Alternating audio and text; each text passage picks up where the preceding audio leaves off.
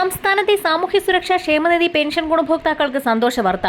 Pension ഗുണഭോക്താക്കൾക്ക് 1600 രൂപ കൂടി അക്കൗണ്ടുകളിലേക്ക് എത്തുന്നു. സംസ്ഥാനത്ത് 2025 വർഷത്തെ ആദ്യത്തെ പെൻഷൻ വിതരണം ആരംഭിച്ചപ്പോൾ ജനുവരി മാസം 24 വെള്ളിയാഴ്ച മുതൽ പെൻഷൻ വിതരണം ആരംഭിക്കുമെന്ന് സംസ്ഥാന സർക്കാർ നേരത്തെ അറിയിച്ചിരുന്നെങ്കിൽ പോലും ആദ്യഘട്ടമെന്നോണം പെൻഷൻ ഗുണഭോക്താക്കളുടെ ബാങ്ക് അക്കൗണ്ടുകളിലേക്ക് ജനുവരി മാസം 23 ഉച്ചയ്ക്ക് ശേഷം പെൻഷൻ തുക ക്രെഡിറ്റ് ആയി തുടങ്ങി. ഇതിൽ പെൻഷൻ തുക കുറഞ്ഞവരും ബാങ്ക് അക്കൗണ്ടുകളിൽ പെൻഷൻ തുക സ്വീകരിക്കുന്ന 27 ലക്ഷത്തോളം വരുന്ന ആളുകൾക്കും ഏറ്റവും പ്രധാനപ്പെട്ട അറിയിപ്പുകൾ ഇപ്പോൾ പുറത്തു വന്നിരിക്കുകയാണ്. സംസ്ഥാന സർക്കാർ ജനുവരി മാസത്തിലെ തനത് പെൻഷൻ തുകയോടൊപ്പം 4 ഗഡു കുടിശ്ശികയിൽ 1 ഗഡു കൂടി വിതരണം ചെയ്യുമെന്ന് നേരത്തെ പ്രഖ്യാപിച്ചിരുന്നു. ഇതിനായി 1604 കോടി രൂപ ധനവകുപ്പ് അനുവദിക്കുകയും ചെയ്തിട്ടുണ്ട്. 1600 രൂപ മാത്രം എത്തിച്ചേർന്ന ഗുണഭോക്താക്കൾക്ക് ഇന്ന് ഉച്ചയോടുകൂടി ബാക്കിയുള്ള 1600 രൂപയുടെ വിതരണവും ആരംഭിക്കും. 2 ഗഡു പെൻഷൻ കുടിശ്ശിക വിതരണം ചെയ്യുമ്പോൾ വിധവ, വാർദ്ധക്യ, ഭിന്നശേഷി പെൻഷനുകളിലെ 8 ലക്ഷത്തോളം വരുന്ന കേന്ദ്രവിഹിതം കൂടി ചേർത്ത് പെൻഷൻ തുക കൈപ്പറ്റുന്ന ഗുണഭോക്താക്കൾക്ക് 500 മുതൽ 1000 രൂപ വരെ കുറവ് വന്നേക്കും.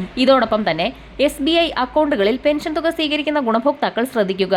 ബാങ്ക് നോട്ടിഫിക്കേഷനുകൾ ഓൺ ചെയ്തവർക്ക് SMS ആയും മറ്റുള്ളവർക്ക് അക്കൗണ്ട് സ്റ്റേറ്റ്മെന്റിലും 236 രൂപ SBI ബാങ്കിൽ നിന്നും ഡെബിറ്റ് ചെയ്യപ്പെട്ടതായി കഴിഞ്ഞ ദിവസങ്ങളിൽ പലരും റിപ്പോർട്ട് ചെയ്തിരുന്നു. ഒറ്റനോട്ടത്തിൽ ഈ മെസ്സേജ് കണ്ടവരെല്ലാം അമ്പരന്നിട്ടുണ്ടാവും. തങ്ങൾ നടത്താത്ത ഇടപാടിന് എങ്ങനെയാണ് പണം പോകുന്നതെന്നായിരിക്കും ആദ്യം എല്ലാവരും ചിന്തിച്ചിട്ടുണ്ടാവുക. എന്നാൽ മെസ്സേജ് തുറന്നു നോക്കിയവർക്ക് മനസ്സിലായിട്ടുണ്ടാകും അത് SBIയുടെ ഡെബിറ്റ് കാർഡുകൾ ഉപയോഗിക്കുന്നതിനുള്ള വാർഷിക ഫീസ് ആണെന്ന്. നിലവിൽ സ്റ്റേറ്റ് ബാങ്ക് 200 രൂപ മുതൽ ആരംഭിക്കുന്ന വാർഷിക ഫീസ് ഈടാക്കുന്നുണ്ട്. എന്നാൽ 236 രൂപ ഡെബിറ്റ് ചെയ്തതിന്റെ കാരണം നോക്കുകയാണെങ്കിൽ 18% GST ഉൾപ്പെട്ട തുകയാണ് ഇത്. അതിനാൽ തന്നെ SBI അക്കൗണ്ടിൽ പെൻഷൻ തുക എത്തിച്ചേരുന്ന ഗുണഭോക്താക്കൾക്ക് അക്കൗണ്ടിൽ ബാലൻസ് ഇല്ലാതെ വരുന്ന ഒരു സാഹചര്യം ഉണ്ടെങ്കിൽ പെൻഷൻ തുക വിതരണം ആരംഭിച്ച സാഹചര്യത്തിൽ അക്കൗണ്ടുകളിൽ നിന്നും 236 രൂപ വീതം കുറവ് വരാൻ സാധ്യതയുണ്ട്. ഡെബിറ്റ് കാർഡുകളുടെ തരമനുസരിച്ചും ഫീസ് വ്യത്യാസപ്പെട്ടിരിക്കും.